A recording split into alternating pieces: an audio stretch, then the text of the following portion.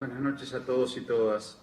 Bueno, golpean los números de la pobreza, que ahí está claro como del 40% que dejó el macrismo ha subido al 44%, pero que, bueno, pudo haber sido peor si no era por la presencia fuerte del Estado, ¿no?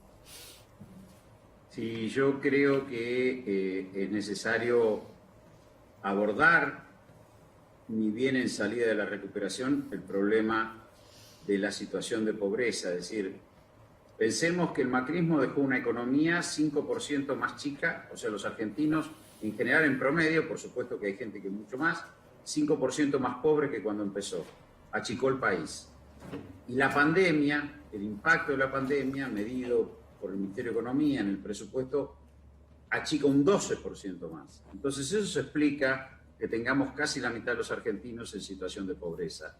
Yo creo que la expectativa de recuperación el año que viene, que inclusive lo hemos hablado acá, en mi opinión va a ser más potente que lo que dice el propio presupuesto, el 5,5, no puede ser neutral. El crecimiento tiene que ser una condición necesaria, sin crecimiento económico no hay nada, ¿sí? Pero no es una condición suficiente para superar la pobreza. Es decir, el gobierno va a tener que trabajar, además del crecimiento que es cierto y que está encaminado, y si todo se cumple de acuerdo a los pronósticos, aquí sí yo hablo por información que recibo, se cumple el programa de vacunación en el verano, yo creo que el otoño va a ser un momento de mucho despegue y el segundo semestre, frase quemada por el macrismo, aún más porque la economía argentina tiene mucha potencia y va a salir rápido. Pero sí también hay que acompañar esa salida con un foco, una mirada muy puesta en salario, en jubilaciones, en piso de ingresos, ¿sí? Porque si no, podemos volver a tener un crecimiento desigual. Esto no ocurrió con el gobierno de Néstor y Cristina, no tendría por qué ocurrir ahora. Es decir, el crecimiento tiene que ser generador de empleo.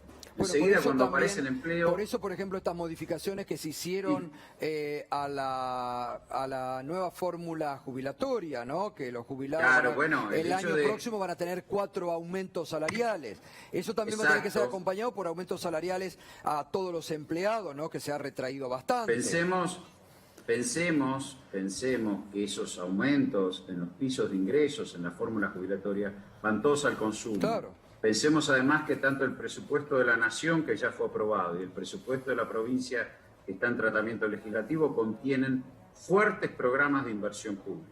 El presupuesto de la provincia tiene una partida de 174.000 millones de pesos destinados a recuperación de la inversión pública desde lo que dejó Vidal.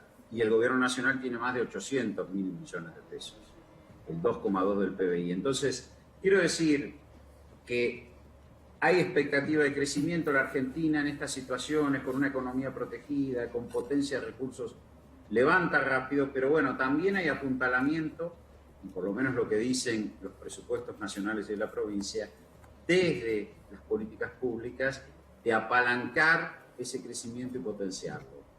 Yo creo que en ese sentido, y por el otro, como bien vos señalabas, el cambio de fórmula jubilatoria, el asegurar un piso de jubilaciones, bueno, está creando las condiciones favorables para ese crecimiento potente. Pero insisto, el nivel de pobreza es muy alto, es muy duro lo que está viviendo buena parte de la población argentina, y tiene que ser acompañado, tiene que tener el gobierno muy claro esa situación y asegurar una recuperación de empleo y salario bien rápida, porque el espiral viscoso en Argentina se despliega rápido. Así que pensemos que cada puesto de trabajo formal se crea uno informal. Total. Entonces rápidamente empezamos a ver ingresos en los hogares.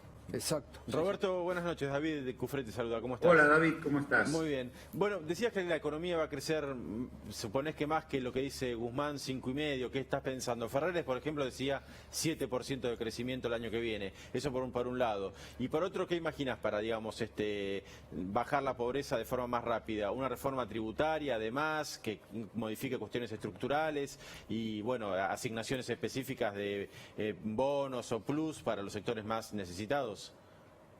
Y yo creo que, en primer lugar, son dos preguntas en una.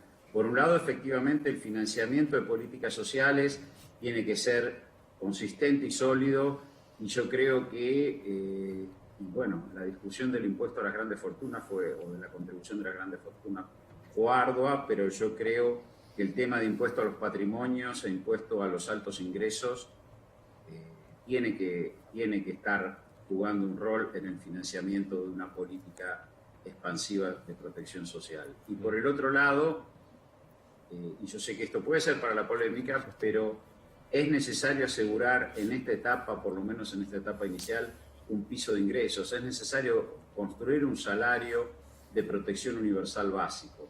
No podemos permitir que haya gente que no tenga ingresos, porque todos sabemos que la gente está buscando trabajo. Algo como el IFE. Todos sabemos que hay desempleo, no es cierto que son vagos. Hay que asegurar un piso de ingresos, porque además, como te decía antes, eso va todo al consumo y eso inmediatamente espiraliza el crecimiento económico.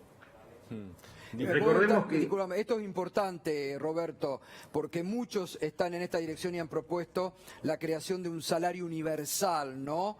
Como una yo creo que por lo menos durante el año que viene sí, yo creo que sí, porque el nivel de pobreza es muy alto y no se puede permitir en una democracia el deterioro de esa situación. Yo creo que sí, yo creo que hay que crear... ¿Pero esto qué tendría que absorber, por ejemplo, o ser paralelo a la asignación universal por hijo? Claro, cuando nosotros creamos la asignación universal por hijo, ¿qué estábamos diciendo?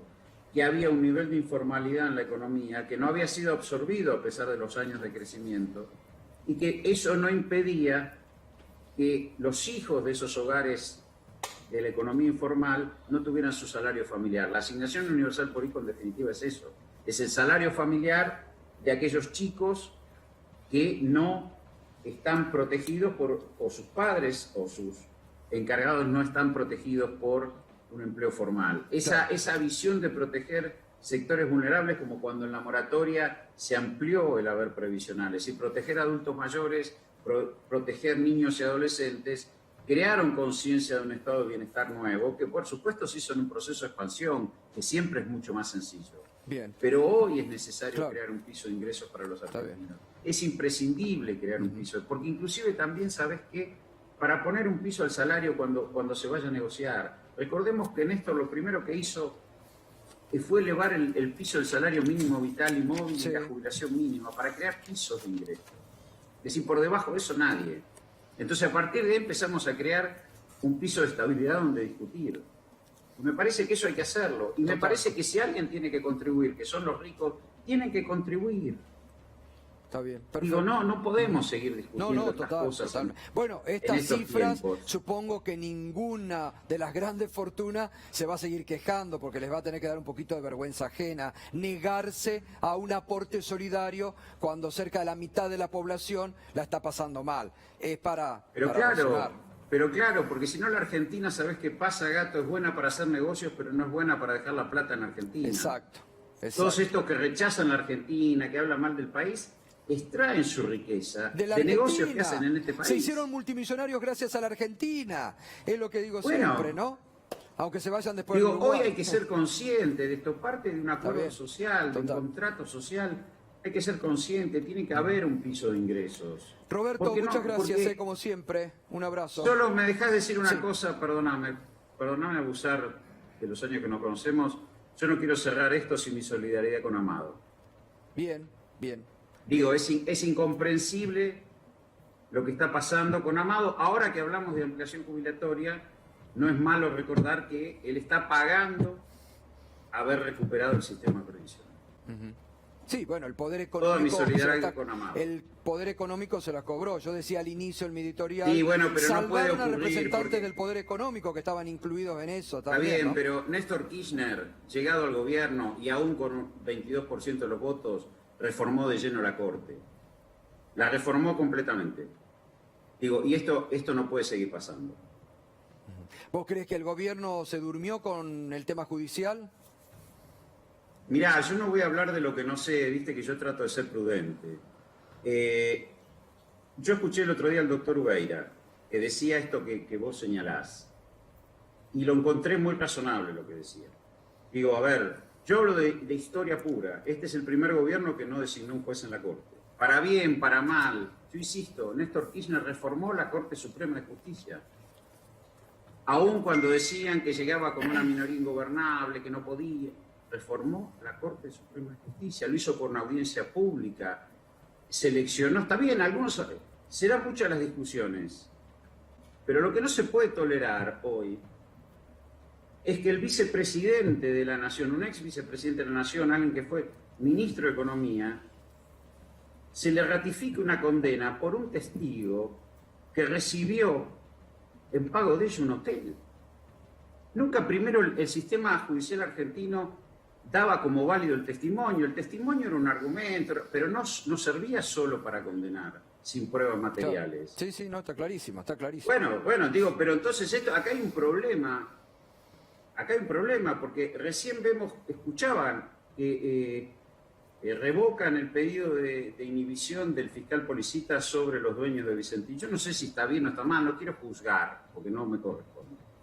Ahora, también vimos la celeridad de la justicia para embargar e inhibir un montón de funcionarios que ni siquiera había una sospecha de culpabilidad. No, bueno, pasó con este canal, con los dueños de este grupo, lo inhibieron en 2 días todo y intentaron liquidar. Y a Vicentín rechazan la inhibición cuando deben un... Pero no solo a este grupo lo intentaron liquidar, que vaya mi solidaridad también con los dueños de ese canal, lo intentaron liquidar, lo desguazaron, y si uno escucha cosas, digo, aun cuando se hayan mantenido las formas constitucionales, recordaba mucho el despojo que sufrieron muchos empresarios durante la dictadura cívico-militar. Roberto, gracias. Entonces, digo, un abrazo. Lo que está pasando con Amado tenemos no una es ministra tolerable en esperándonos democracia. acá. Gracias. Abrazo.